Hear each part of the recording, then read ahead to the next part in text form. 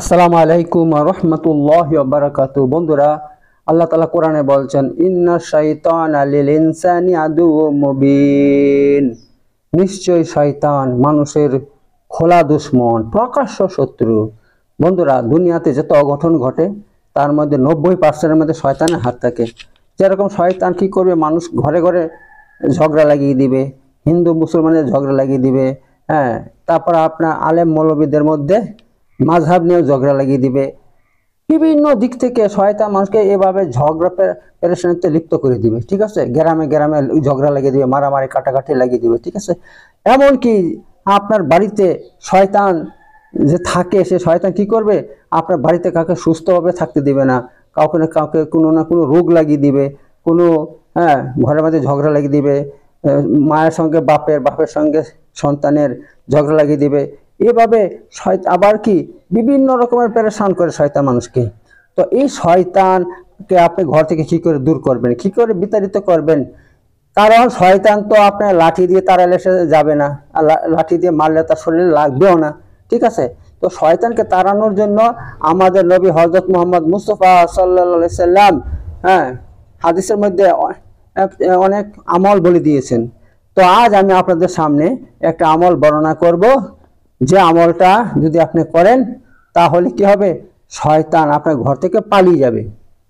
হ্যাঁ, বলা হয়েছে এই আমলটা করলে শয়তান 3 দিন আপনার বাড়িতে আসবে না, 3 দিন। ঠিক আছে, তো 3 দিন পর পর যদি আপনি আমলটা করেন তাহলে দেখবেন শয়তান থেকে আপনার বাড়ি মুক্ত থাকবে। শয়তান থেকে বাড়ি মুক্ত থাকলে তাহলে ওই বাড়িতে বরকত হবে, রহমত হবে। কারণ কি জানেন তো, যে বাড়িতে শয়তান থাকে সেখানে ফেরেশতা থাকে না। আর শয়তান সেই ঘরেই থাকে যেই ঘরের মধ্যে কোরআন তেলাওয়াত হয় না, নামাজ রোজা হয় না, হ্যাঁ, দিনের কথাবার্তা হয় না, আর বরং উল্টো হয়। সেই ঘরের মধ্যে কি দুনিয়ার সমস্ত কিছু হয়, সেখানে নাচ গান হয়, তারপর আপনার অনেক কিছু যেগুলো মানে আল্লাহ পছন্দ করেন না, এরকম অনেক কাজ সেই ঘরে হয়। যার ফলে কি হয়, ওই বাড়িতে শয়তান আশ্রয় নেয়, শয়তান ডেরা বানিয়ে ফেলে ওই বাড়িকে, ওই ঘরকে। এত বন্ধুরা, আপনারা কি করুন, এই আমলগুলো করুন। এই আমলটা করলে তাহলে দেখবেন শয়তান পালিয়ে যাবে। কারণ আমার কথা না, রাসূল সাল্লাল্লাহু আলাইহি ওয়াসাল্লামের কথা। এই নিয়ে আমি 3টা হাদিস পেশ করব, 3টা হাদিস পেশ করব। তো আপনারা দেখেন ইনশাআল্লাহ। ইমাম মুসলিম হযরত আবু উমামা রাদিয়াল্লাহু আনহু থেকে নকল করছেন যে তিনি বলছেন যে আমি রাসূলুল্লাহ সাল্লাল্লাহু আলাইহি সাল্লামকে বলতে শুনেছি। কি বলতে শুনেছি?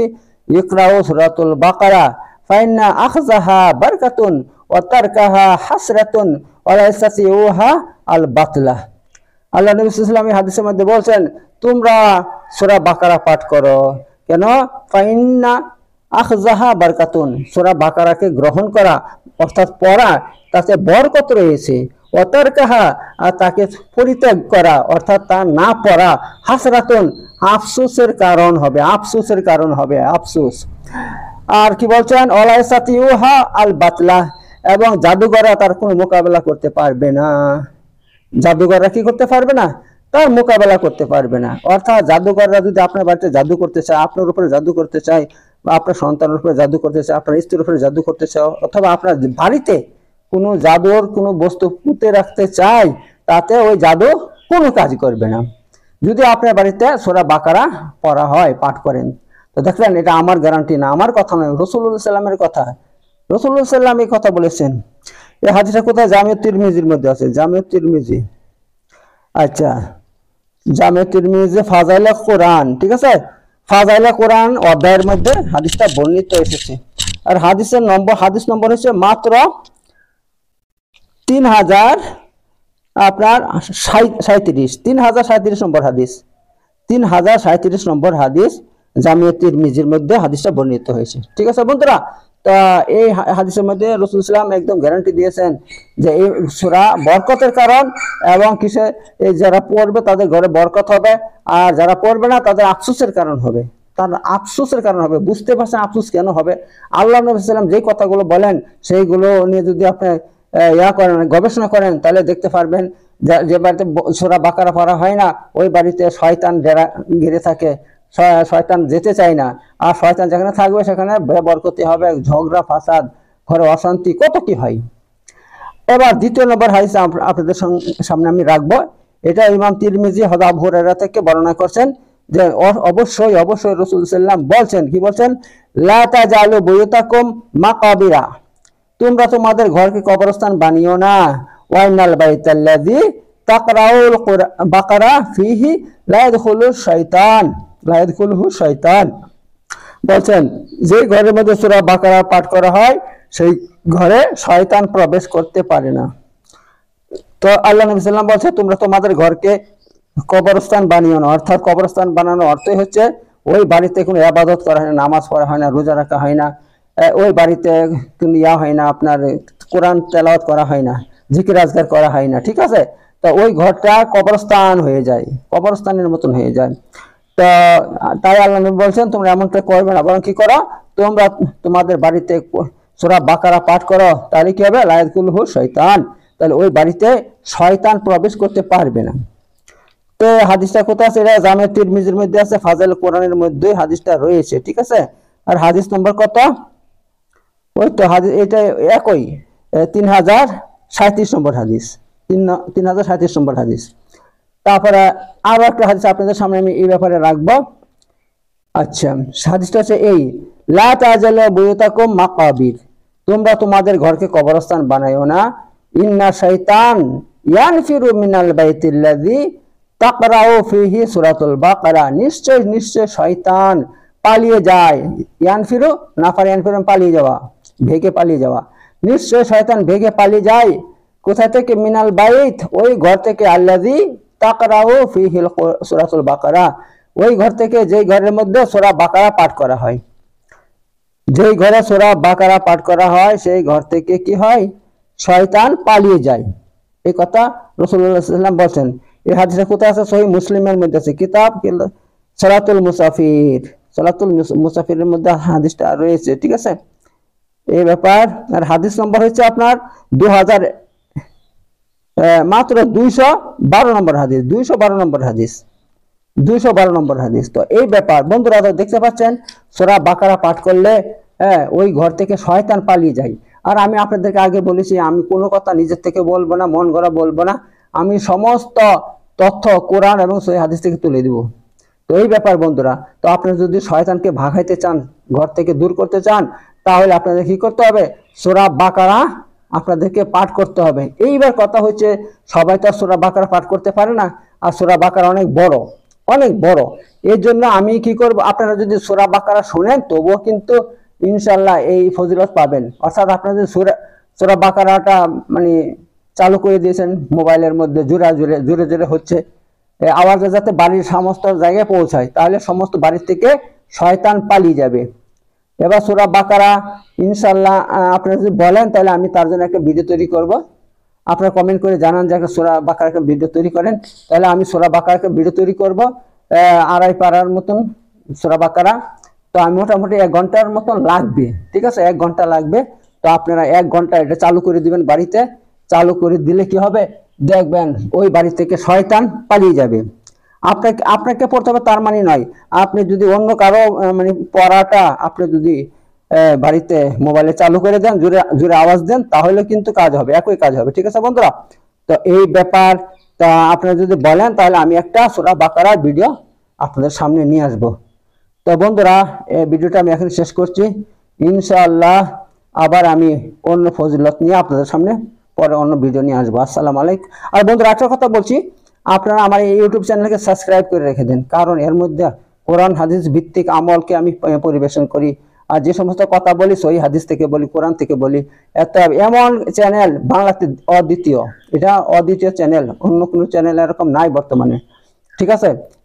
আপনারা এরকম কোরআন হাদিস ভিত্তিক আমল, আকীদা এবং সংশোধন যদি চান, ইসলামিক সংশোধন যদি চান, তাহলে আপনারা আমার ইউটিউব চ্যানেলকে অবশ্যই অবশ্যই সাবস্ক্রাইব করুন। হ্যাঁ, বেশি বেশি করে সাবস্ক্রাইব করুন, তাহলে ইউটিউব চ্যানেল আপনার হাতের মুঠে থাকবে, ঠিক আছে। আমি যখনই ভিডিও ছাড়বো সঙ্গে সঙ্গে নোটিফিকেশন আপনার কাছে চলে যাবে। আপনি এই ভিডিও দেখে অনেক সমস্যার সমাধান পাবেন, অনেক কিছু জানতে পারবেন। হ্যাঁ, আর আপনাকে অনেক পেরেশানিতা, অনেক মানুষ ভুগছে বর্তমানে। জাদু টোনা বান জিন প্রতিটা ঘরে ঘরে আছে, জাদু টোনা বানের রুগী প্রতিটা ঘরে ঘরে আছে। আর মানুষ এত পেরেশান, অমুক আলেমের কাছে যায়, সেমুক আলেমের কাছে যায়। আর অনেক মানুষ ভণ্ডামি করে, হ্যাঁ, মানুষ কাছে ওরা কোনো ঝাড়ফুঁক করে না, কিছু করে না, খালি জিনের সঙ্গে কথা বলে। ভাই কথা বললে জিন আপনার কথা শুনবে না। জিনকে যদি আপনি দূর করতে চান, তার কানের মধ্যে কোরআনের আয়াত পড়তে হবে। কোরআনের আয়াত যদি পড়েন, কোরআন আয়াত সে সহ্য করতে পারবে না, সে পালিয়ে যেতে পথ পাবে না, ঠিক আছে। কিন্তু ওরা কি করে, কথা বললে এমন করে আওয়াজ করবে, এসব করলে কি আর জিন পাড়া রে ভাই? জিন পাড়া কোরআন পড়তে হবে, যেরকম আযাবের আয়াতগুলো পড়তে হবে, আয়াতুল কুরসি পড়তে হবে, সূরা বাকারা শেষ আয়াত পড়তে হবে, অনেক রকমের আছে। এই আমল করলে তবে সেই জিন বাপ ডেকে ডেকে পালাবে, সে দ্বিতীয়বার কোনোদিন আসবে না, কোনোদিন ওই রুগীর কাছে আসবে না। কিন্তু যারা জিন ছাড়াচ্ছে, আমি দেখছি ওদের ভিডিওগুলো দেখছি, ওরা এমন করে জিন ছাড়াচ্ছে, জিন কিন্তু যায় না, ঠিক আছে। জিন যায় না, নামের যাওয়া আর কি, নামের যে আমি চলে যাচ্ছি, কিন্তু ওই জিন আবার ওদের কাছে আসবে। কিন্তু আলহামদুলিল্লাহ, আমি যে জিনকে একবার ছাড়িয়ে দিই, সেই জিন দ্বিতীয়বার ওই রুগীর কাছে কখন আসে না। কখন আসে? যখন সেই রুগী আমার সঙ্গে ব্যবহার খারাপ করে।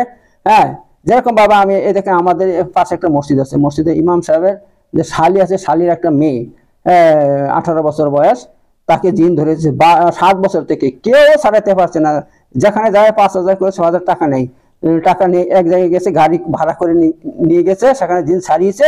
ছাড়ানোর পর রাস্তার মধ্যে আবার সে জিন চলে আসছে, দিয়ে আমার কাছে এসেছে। আমি বলছি, ভাই আমি কিন্তু আগে টাকাও নিব না, আমি ছাড়িয়ে দিব, আমি তোমাদেরকে 8 মাস গ্যারান্টি দিচ্ছি যে 8 মাসের ভিতরে যদি আসে, তাহলে আমি কিন্তু আর আমাকে টাকা দিতে হবে না। আর আমি বলছি আমাকে বেশি লাগবে না, 5,000 টাকা লাগবে মাত্র।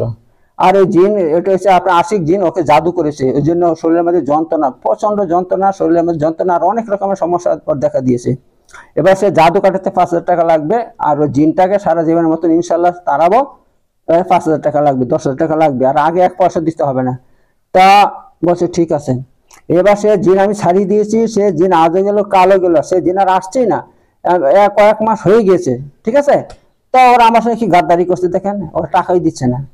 হ্যাঁ, প্রথমে যেদিন ছাড়িয়ে দিয়েছে সেদিন 300 টাকা দিয়েছে, বলে এটা রাখেন, ঠিক আছে, বাকি টাকা পরে দিচ্ছি। ওরা কি বলে, টাকা বলছে ওই তো আপনাকে 300 টাকা দিলাম না, আবার কি দিব, আবার কি দিব। তো মানুষ এত বড় হারামি, এত বড় গাদ্দার, এত বড় বেঈমান, যেখানে ভালো হয় ওখানে ওরা টাকা দিবে না, আর অন্য জায়গাতে 5,000 6,000 টাকা দিচ্ছে, গাড়ি ভাড়া করে। এমন জায়গা নাই যে যায়নি। কেউ যদি বলে অমুক জায়গাতে জিন তাড়াইতে পারে, সেখানে গিয়েছে গাড়ি ভাড়া করে, তো সেখানে যত চেয়েছে 7 টাকা ওদেরকে দিয়েছে, কিন্তু কোনো কাজ হয়নি। নিজের মুখে বলছে 7 বছরে আমি 80,000 টাকা দিয়েছি মানুষকে, কিন্তু কোনো কাজ হয়নি। আর আমার কাছে ভালো হয়ে গেছে, টাকা দিচ্ছে না, কয়েক মাস এইগুলো দিচ্ছে না। শেষকালে আবার আমি ওই জিনকে বললাম, ভাই তুই ওকে ধর, আমি কিচ্ছু করবো না, আমি কখনো আমি তোকে তাড়াবো না, 1,00,000 টাকা দিলে আমি তাড়াবো না, কারণ ওরা বেঈমান। আর কেমন ভাষা খারাপ করছে আমার সঙ্গে জানেন তো। হ্যাঁ, 1 মাস 1.5 মাস হয়ে গেছে, টাকা দিচ্ছে না। আমি ফোন করে বলছি, হ্যাঁ গো, আপনারা টাকাটা দিলেন না, কি ব্যাপার? তো ও মেয়েটার মা কি বলছে জানেন, বলছে তুমি এত টাকা লোভী কেন, টাকা লোভী মৌলবি, তুমি টাকা লোভী মৌলবি, তোমার খুব টাকা দরকার না। আমি বলছি আস্তাগফিরুল্লাহ আস্তাগফিরুল্লাহ, আমি হ্যাঁ গো, টাকাটা আমি কখন চাচ্ছি, যে আপনার মেয়ের কাছে জিন আসছে? বলছে না, আর আসছে না। আর ওর জাদুটোনা বানগুলো আমি কাটিয়ে দিয়েছি, বাড়িতে গিয়ে কাটিয়েছি। যেদিন কাটিয়ে দিয়েছি সঙ্গে সঙ্গে ওর শরীর থেকে যন্ত্রণা দূর হয়ে গেছে। তারপর আমার তারও পয়সা দেয়নি, আমার সে 10,000 টাকা হয়েছে, আমাকে 1,000 টাকা দেয়নি, আমাকে 1,000 টাকা দেয়নি। উপরন্তু আমাকে বলছে তুমি টাকা লুবি, টাকা লুবি। তখন আমি বলছি দাঁড়া, টাকা লুবি আমি দেখাচ্ছি। আমি বলছি খবরদার, এবার যদি জিন আসে আমার কাছে আসবে না, 1,00,000 টাকা দিলে আমি তোমাদেরকে আমি দেখবো না। দিয়ে আমি ওই জিনকে বলে দিচ্ছি, ভাই আমি তোকে আর কোনোদিন আমি তাড়াবো না, তুই যদি ওর কাছে আসিস আমি তাড়াবো না। আমি বলে দিচ্ছি, সঙ্গে সঙ্গে ওই জিন আবার ওকে ধরেছে। এখন আমাকে বলছে কত জায়গায় যাচ্ছে, কেউ তাড়াতে পারছে না, ভালো হচ্ছেই না। তো এই ব্যাপার বন্ধুরা। তো আপনারা যদি বাড়িতে সূরা বাকারা পাঠ করেন, ইনশাআল্লাহ দেখবেন ওই বাড়িতে জিন থাকবে না। এই সমস্ত জিন ভূত ওই বাড়িতে ঢুকে, যে বাড়িতে আমল নাই, আকীদা নাই, আর গান বাজনা, হ্যাঁ, রং তামাশা বেশি করে, আল্লাহর ভয় নাই, কিছু নাই, ওই সমস্ত বাড়িতে এসব জিন ভূত বেশি ধরে। তো বন্ধুরা, ভিডিওটা অনেক বড় হয়ে যাচ্ছে, আমি আর বেশি কিছু বলবো না। তো আপনারা ইনশাল্লাহ আমার ইউটিউব চ্যানেলকে সাবস্ক্রাইব করুন, তাহলে ইনশাল্লাহ আমি যেই ভিডিও ছাড়বো সেটা সঙ্গে সঙ্গে পৌঁছে যাবে। আল্লাহ তাআলা আপনাদের সবাইকে সুখে রাখুন, শান্তিতে রাখুন, জিন শয়তান থেকে হেফাজতে রাখুন। আসসালামু আলাইকুম ওয়া রাহমাতুল্লাহি ওয়া বারাকাতুহু।